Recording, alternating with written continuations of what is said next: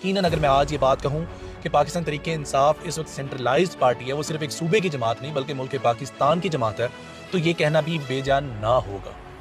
बाकी तोशा खाना का उनका केस था, जज धमकी का केस था और एक और उनकी बेटी का केस था। तीनों के जो वारंट गिरफ्तारी थे वो निकले हुए थे। अब हाई कोर्ट में चैलेंज हुआ।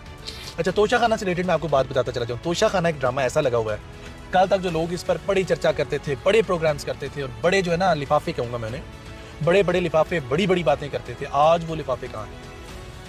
बात नहीं करते सेंचुरियों पे। इमरान खान पे तो चलो मुकदमात की सेंचुरी होने वाली है, 80 से ज़्यादा पर्चे जात हो गए हैं।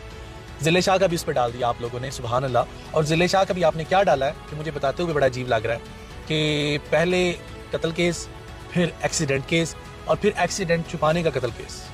3 स्टेटमेंट्स आ चुकी हैं आपकी जानिब से और इमरान खान लोगों की एक ही स्टेटमेंट आई है और वो उस पर बज़िद हैं कि उसका हवालात में मर्डर हुआ है।